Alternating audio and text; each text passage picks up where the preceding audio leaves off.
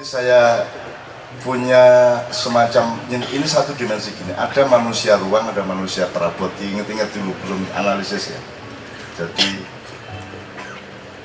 semua yang kita bicarakan tadi itu urusan perabot sebenarnya. Dan belum ada dimensi ruangnya. Untuk contoh aja, semua kan ingin dapat ruang. Setiap parpol itu tukang parkir aja harus punya ruang di mana dia berdaulat. Kalau di Pasar Beringharjo jangan berani-berani karena itu wilayahnya Pak Is, Kiai Kanjeng. Kalau ada barang hilang di sekitar Beringharjo, kantor pos dan di daerah shopping center, lapor ke Kiai Kanjeng dalam waktu 1 jam akan ketemu. Karena itu adalah ruangnya Pak Is almarhum.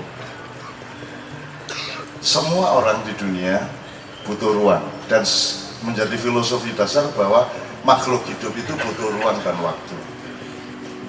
Hanya sampai di situ filosofi modern. Dia belum berkembang. Terus ruangnya siapa? Terus waktunya siapa? Nah, saya berpikir seluruh yang kita bicarakan tadi itu kan mengenai kedaulatan untuk menjadi perabot di suatu tempat. Bahwa Anda diakui, bahwa Anda punya eksistensi, bahwa Anda punya akses, aset, dan lain sebagainya.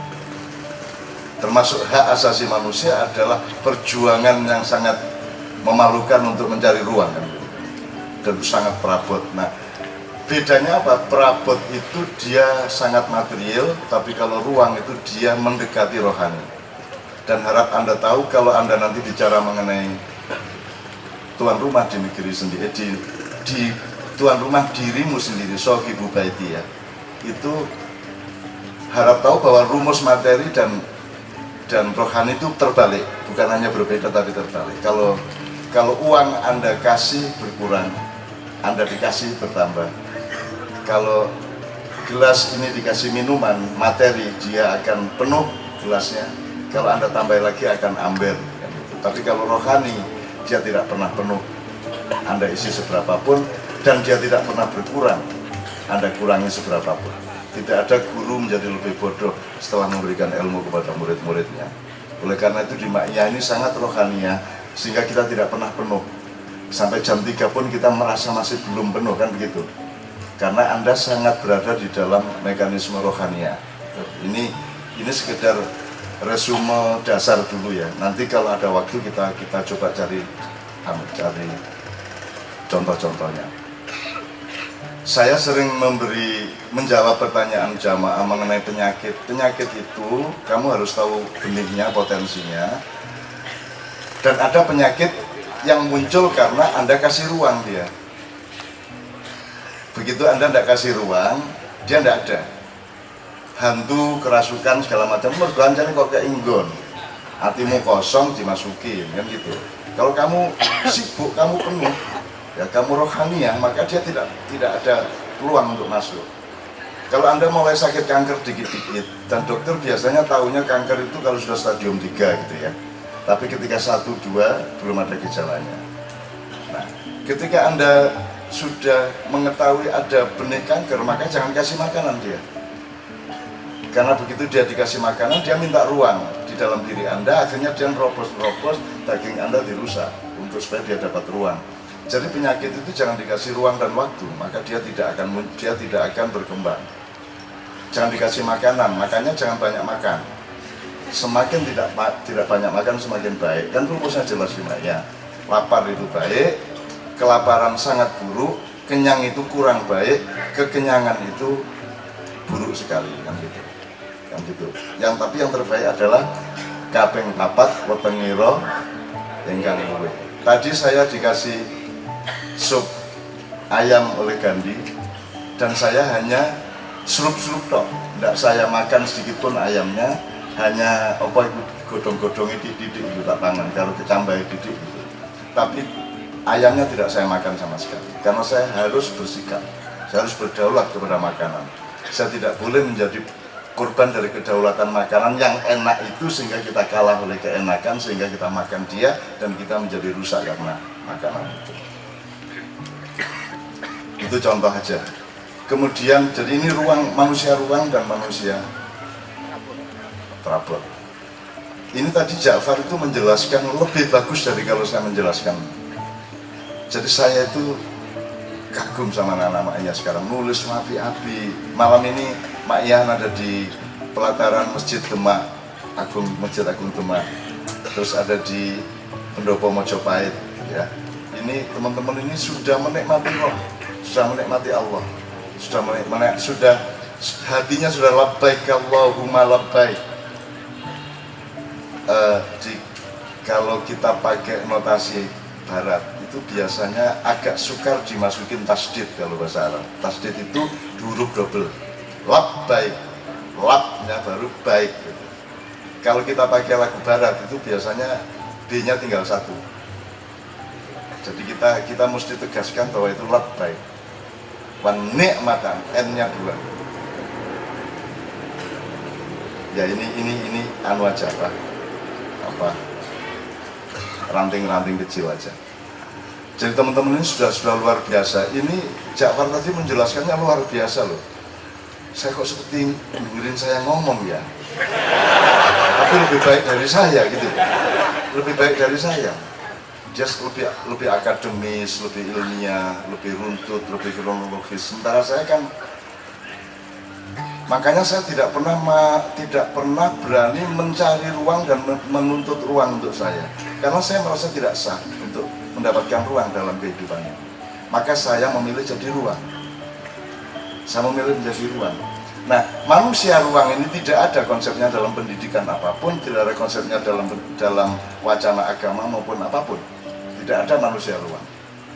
Maksud saya gini,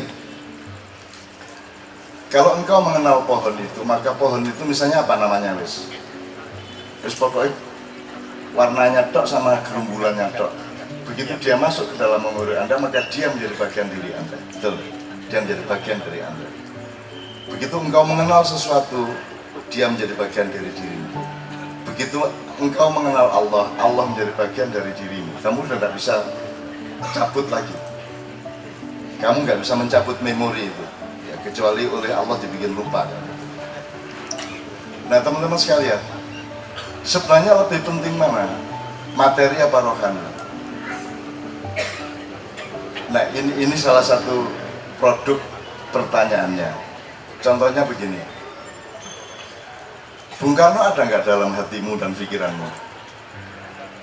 Rasulullah ada, Hitler pun ada, dan yang Setia Novanto pun sudah menjadi bagian dari dirinya. Ya, betul enggak? Teman-teman sekalian, yang lebih abadi itu yang di dalam dirimu apa yang di luar dirimu? Misalnya sekarang Sabrang ini di samping saya. Suatu hari dia mati, saya juga ada di dalam diri Sabrang. Suatu hari saya mati, sehingga berakhir diri saya yang di luar. Tetapi di dalam diri Sabrang aku tidak pernah mati. Di dalam diri kita Rasulullah tidak pernah mati. Di dalam diri kita Janda Zainab juga sudah terlanjur bisa mati. Zainabnya tidak terlalu menarik, jandanya itu.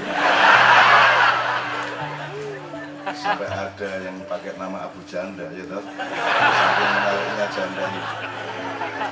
Omongan itu Jawa ono rondo kemul, ono rondo teles. Rondo apa? Rondo royal, coba. Itu kreativitas budaya luar biasa. Kok ono rondo royal maksudnya giliran rondo tenggoni ya. Ono menere wis ono rondo royal kuwi wong panganan kok rondo royal. Rondo pemeneh teles sih malah. Ya mana gak teles gak iso mlebu ngawur. Wis ada ini indahnya dunia di situ, asal Anda jangan jadikan dia Tuhanmu. Jangan jadikan dia. Jadi Anda harus punya skala prioritas, mana yang abadi, sejati itu nomor satu. Kalau yang agak abadi, agak sejati berikutnya. Ada yang sama sekali tidak abadi, sama sekali tidak sejati, itu materialisme misalnya. Maka materialisme tidak bisa jadi andalan. Berapa duit pun Anda punya tidak bisa menjadi andalan hidup Anda.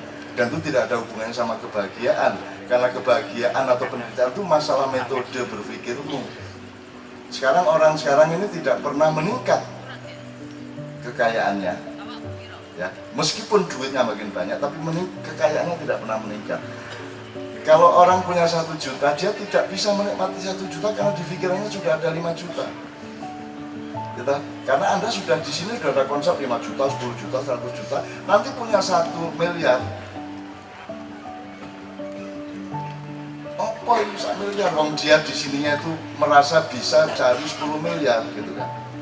Nah, saya tidak pernah mau beranjak dari 10.000 rupiah sampai hari ini. Jadi saya ngelihat uang 10.000 ngaceng kan. 10.000. Dan itu saya pertahankan sampai hari ini. Karena dulu ketika saya sangat miskin, ya, tapi saya sudah punya anak asuh di kamar saya, di kamar kos saya, 3 orang dari Menturo, dari Jombang.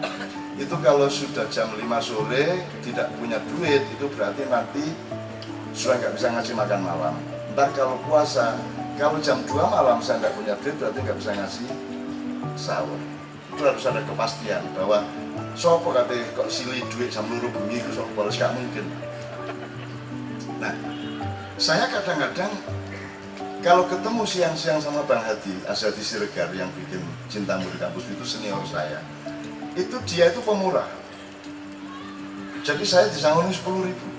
Jadi 10.000 itu magis bagi saya. Ini aku mulai ini. Tak cekel anggut di Cilurung ini 10.000. Tonggoku, wih.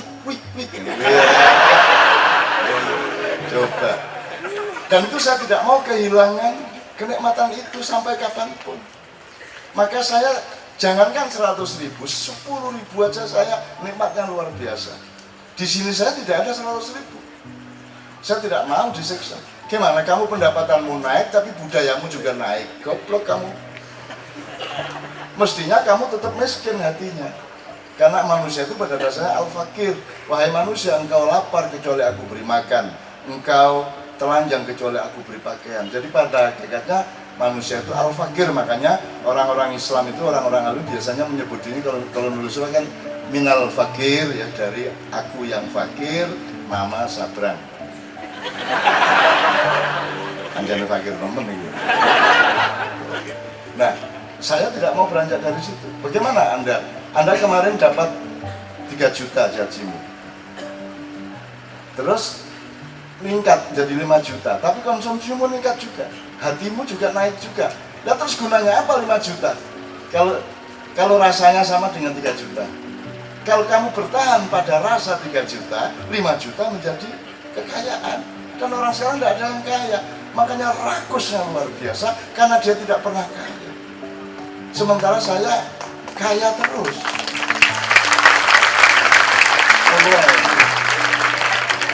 Dan itu saya niru Marqueson. Soalnya kalau duit ini. Jadi Marqueson aku mulai nang Menturo tak sangoni 20.000 mulai ini. Rek. Iki lho. Terus tonggo-tonggo jancuk. Itu keindahan dunia yang luar biasa. Nah, teman-teman ini tidak cari keindahan, cari duit gobloknya. Mestinya cari keindahan dan kenikmatan. Maka ada teknologinya, ada prosedur mental dan psikologinya. Yang begitu.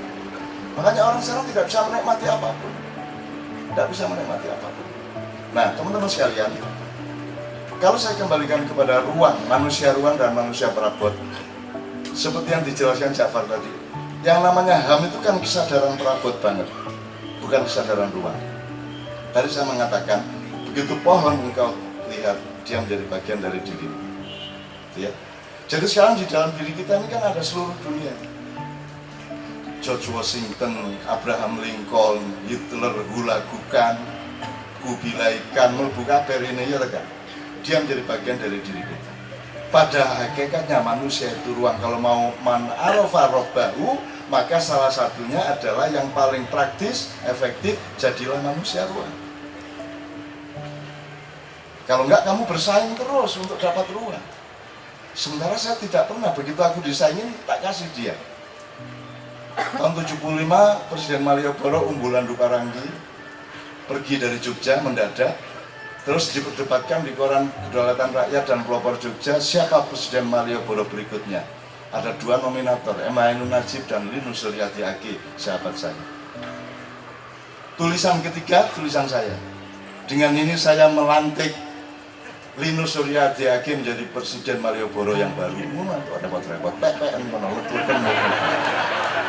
maka saya buang semua perabot saya buang semua eksistensi saya. Aku penyair,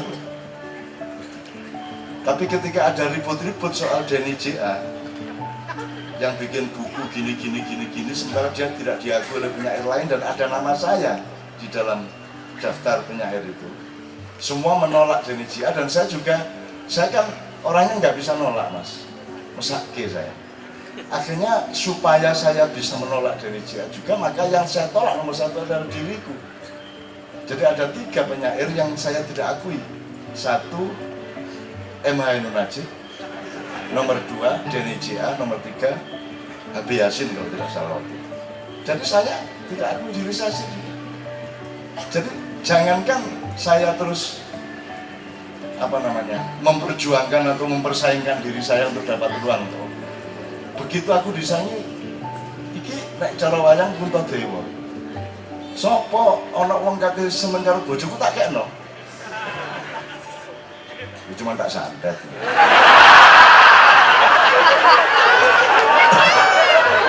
Itu pasal kedua itu. Ya. Jadi sekarang gini, Anda berpikir kalau Anda ingin jadi kalau Anda mau arafah rabbahu, menurut saya yang efektif adalah berpikirlah untuk menjadi manusia ruang. Nah ini contohnya banyak sekali manusia ruang. Saya tidak pernah berjuang eksistensi. Saya ustadz, tapi saya menolak. Saya kiai, saya menolak. Loh, saya nggak mau bersaing. Saya tidak mau. Loh, sudahlah. Wong juga kamu tidak akan mampu menampung saya kok. Rak buku di toko buku juga tidak bisa menampung buku saya. Kan gitu. Untuk apa saya menuntut dunia? Dunia sini. Aku ini Semar, aku ini Betara Guru, aku ini Togo. Kalau pakai wayang, ditelannya itu dunia. Terus Togo gak cukup cangkemnya suwe. Ini itu sama. Betul kan gini mulutnya. Terus Semar sudah masuk tenggorokannya, berhenti di perut. Gitu kan? Terus perutnya gede itu Semar. Kemudian kakaknya lagi yang paling sulung Togo. Yang adiknya yang paling bungsu itu Betara Guru.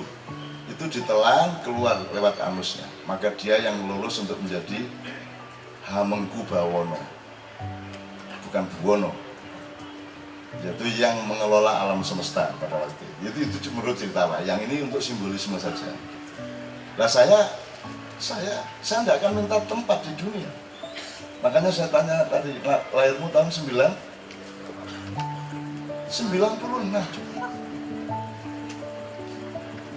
Sekarang aku sudah menjadi bagian dari dirimu, tapi kan aku yang kau maksudkan aku hari ini, aku di Ma'iyah. Tapi kan kamu nggak tahu aku yang dulu, aku yang tidak makan nasi 2 tahun, aku yang makan bukit 2 tahun, aku yang tidak pernah tidur di kamar, aku yang selalu tidur di kuburan, aku yang selalu tidur di atas pohon, aku yang menyelusuri semua tempat-tempat hantu ketika SD kelas 5. Tak pendeliki ono hantu kaki 3.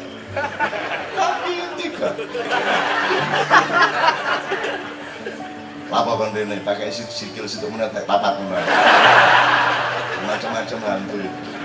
So, ada lagi hantu di Gontor itu, kalau di WC-nya itu ada 20 WC jejer, itu kan serem. Jadi kalau malam itu tidak ada orang yang berani, santri maupun ustadz yang berani ke WC deretan, karena di depan WC ini ada barongan dan ada sungai yang sangat dalam, sehingga itu hantu plus lah, susah banget.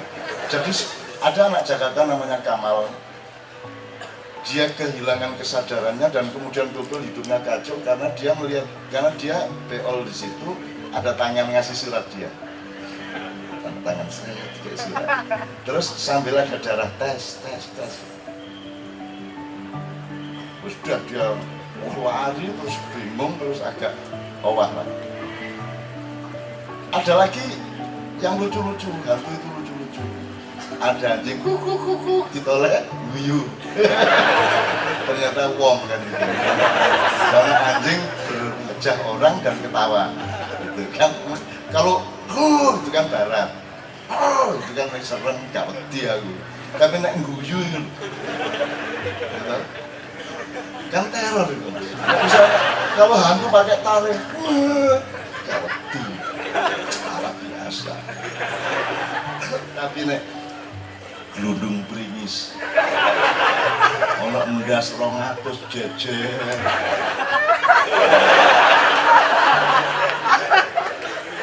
Jadi ada orang di desa saya itu ketemu itu tadi, dia kerjanya cari kodok kalau malam untuk dijual ke restoran-restoran itu, suike itu. Nah, dia malam dia bawa lampu kecil itu ke sawah-sawah, ke kuburan-kuburan, terus ada asu tadi huk ditoleh guyu. Udah lari panas mati. Panas badannya nggak sembuh-sembuh mati. Nah teman-teman saya, Anda harus berdaulat kepada hantu. Anda harus lebih menakutkan daripada hantu. Gitu loh. Anda juga jangan, Anda harus jadi ruang. Jin aja kalau mau apa-apa Anda ruangnya. Makanya ketika ada yang kesurupan kan saya tidak pernah mengusir dia. Udah kamu sama saya aja. Udah kamu ikut saya. Nanti kalau ke warung Padang tak ajak. Udah ikut saya aja. Kasihan ini anak, gitu kan? Yang kaji kemarin dan lain sebagainya dan lain sebagainya. Teman sekalian, saya pokoknya ingin Anda berpikir jadilah ruang. Anda tahu, selama saya nulis buku sudah segitu banyak, pernah saya diakui sebagai intelektual? Tidak pernah. Dan saya tidak menuntut, saya bukan perabot. Saya ini datang untuk menampung kamu, aku ini ansor. Kamu muhajirinya sini.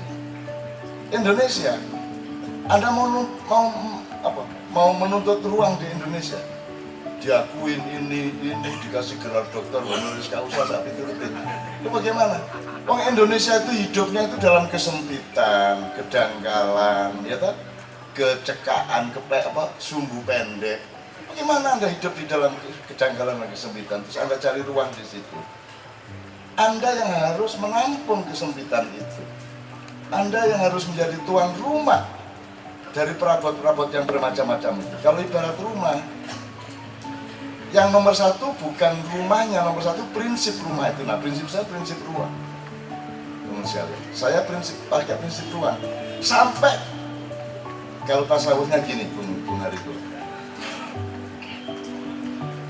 Aku pernah mengatakan mungkin di kaji, SBY itu dulu adalah seseorang yang di dalam dirinya penuh dirinya. Aku tahu ngomong itu. Jadi di dalam diri Pak SBY itu adanya SBY dong. Lihat-lihatnya gak ono. Lihat-lihatnya faktor-faktor ilustratif dan faktor-faktor tersier, sekunder lah gitu ya. Sementara prinsip saya adalah sampai aku sendiri tidak ada di dalam diriku. Karena dipenuhi oleh semua anak-anakku, dipenuhi oleh Allah, dipenuhi oleh Rasulullah, dipenuhi oleh segala macam keindahan. Sampai aku sendiri tidak ada, dan aku tidak ingin aku ada di dalam diriku. Karena aku hidup ini tidak untuk diriku, maka diriku sendiri aku bikin di luar rumahku. Harus